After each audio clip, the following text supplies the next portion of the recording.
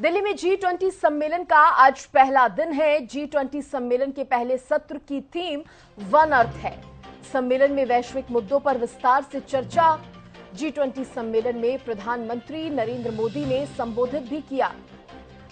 PM Modi ने कहा कि हर दायित्व को निभाते हुए आगे बढ़ना है हम हर संकट पर विजय प्राप्त कर सकते हैं। सबको साथ लेकर चलने का समय है। पीएम मोदी ने यह भी कहा कि विश्व में विश्वास का संकट पैदा हो रहा है। पीएम ने कहा कि विश्वास का संकट पैदा है विश्व में। इसके साथ ही उन्होंने कहा कि 21वीं सदी दुनिया को नई दिशा देने वाली सदी है। इसके साथ ही जो खास हुआ आज की समिट में वो था अफ्रीकन यूनियन का G20 का स्थायी सदस्य बनना। पीएम मोदी ने अफ्रीकन यूनियन सदस्यता का ऐलान किया है। अफ्रीकन यूनियन की सदस्यता पर सबकी सहमति हुई, जिसके बाद G20 का सदस्य बन गया है अफ्रीकन यूनियन। तो अब तक ये कुछ चीजें जो खास हुई हैं G20 समिट में। प्रधानमंत्री नरेंद्र मोदी का संबोधन भी हुआ। इस बीच महाशक्तियों का यह महाकुंभ है, तो कौन कौन है मेहमान?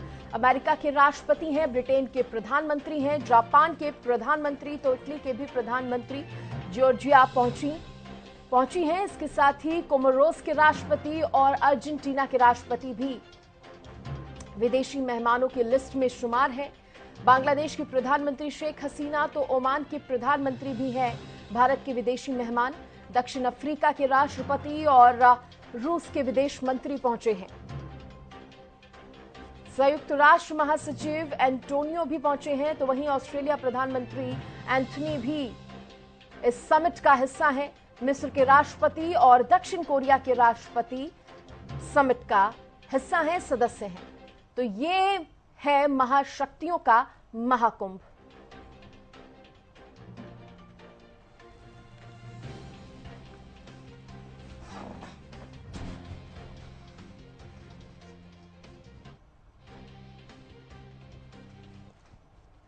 अब देखिए, इसी पर ज्यादा जानकारी देने के लिए मेरे सहयोगी बसंत मेरे साथ जुड़ गए हैं न्यूज रूम से। सीधे बसंत का रुख करेंगे। तो बसंत, देखिए अभी सुबह से लेकर अब तक क्या कुछ खास हुआ है, सबसे पहले तो उसके बारे में बताइए। सबसे पहले ये बताइए कि प्रधानमंत्री नरेंद्र मोदी ने जब समिट को संबोधित किया तो क्या कुछ खास बातें रही उनके संबोधन की? जी बिल्कुल, देखिए सृष्टि, काफ़ी अहम समिट आज इस समय चल रहा है राजधानी दिल्ली में। बात करें तो पूरी दुनिया भर के निगाहें प्रधानमंत्री नरेंद्र मोदी को लेकर आपने बात की कि उन्होंने किस तरीके से अपने संबोधन में क्या कुछ बातें रखी हैं G20 समिट को लेकर।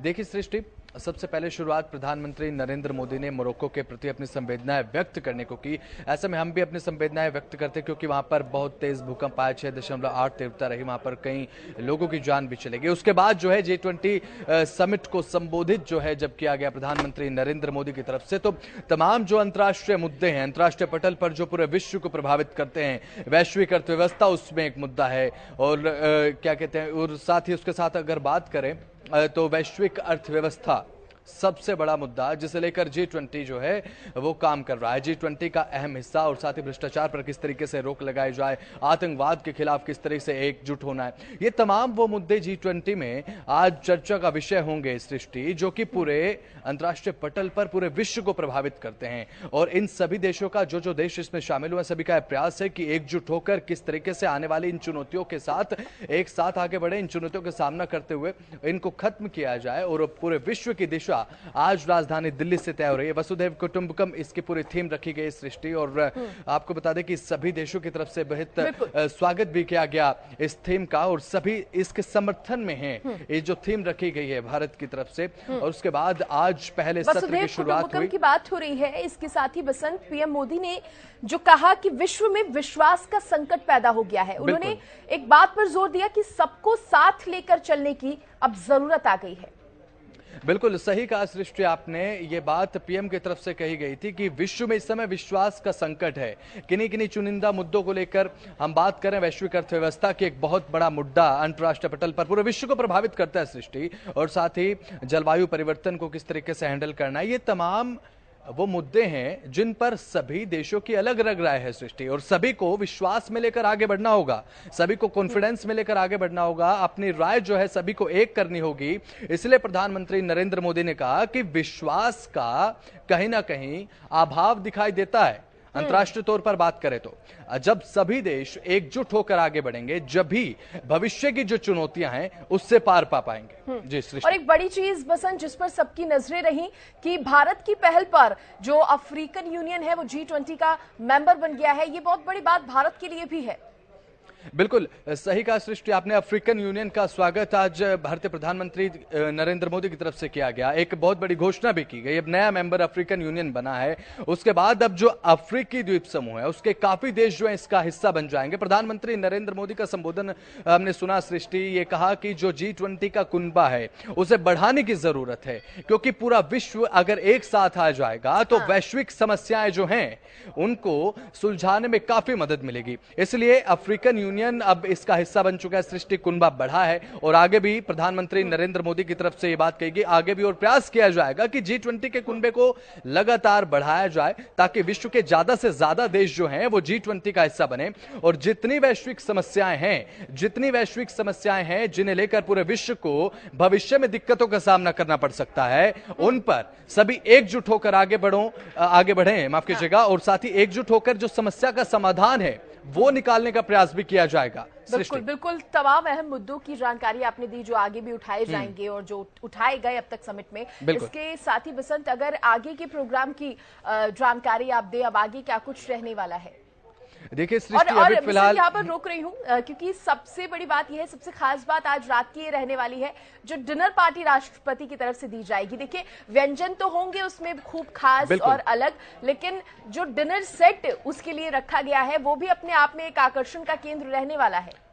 बिल्कुल, देखिए सृष्टि, आज का दिन अपने आप में बहुत खास है। डिनर की बात आपने की, राष्ट्रपति द्रौपदी मुर्मू के साथ जो तमाम देशों की तरफ से जो डेलीगेट्स आए हैं, राष्ट्रीय अध्यक्ष आए हैं G20 के मेहमान बन के भारत में, उन्हें डिनर में स्पेशल व्यंजन, यानी कि अगर बात करें तो श्री अन्न परोसा जाएगा। मोटा अनाज जिसे बोला जाता है सृष्टि, ये प्राथमिकता भी रहती है भारत सरकार के पिछले कुछ समय से कि मोटे जो अनाज हैं उनको प्राथमिकता के साथ परोसा जाए पकवान के रूप में विदेशी मेहमानों को। और साथ ही आपने कहा कि आगे कुछ कार्यक्रम रहने वाला है सृष्टि। पहला सेशन सुबह 10:30 बजे शुरू हुआ, वन अर्थ थीम रही उसकी, और वसुधैव कुटुंबकम पूरे इस G20 प्रोग्राम की थीम है जो 9 सितंबर को आयोजित किया जा रहा है। तो वहीं अब आज शाम को एक और सेशन होना है सृष्टि। बात करें तो अभी फिलहाल 2:05-6 का वक्त हो रहा है, 1 घंटे के बाद दूसरा सेशन शुरू होगा। फिलहाल लंच समय चल रहा है, G20 डेलीगेट जो वो लंच कर रहे हैं।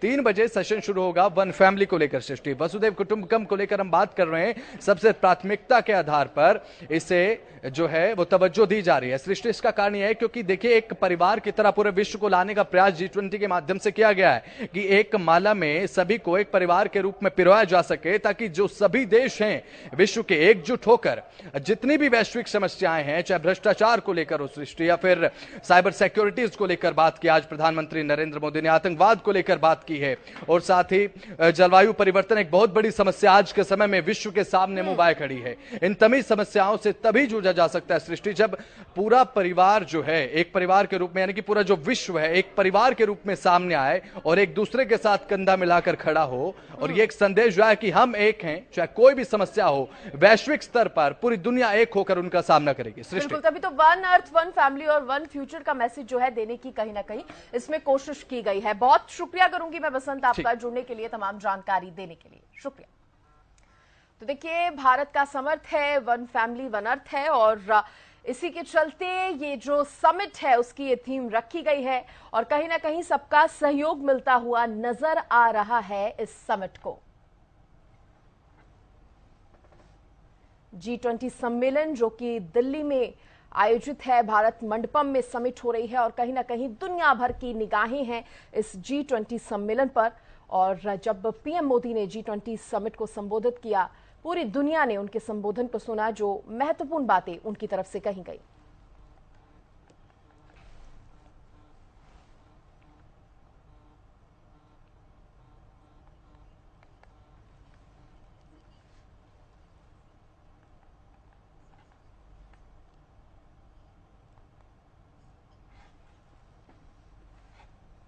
अब देखिए तस्वीरें दिखा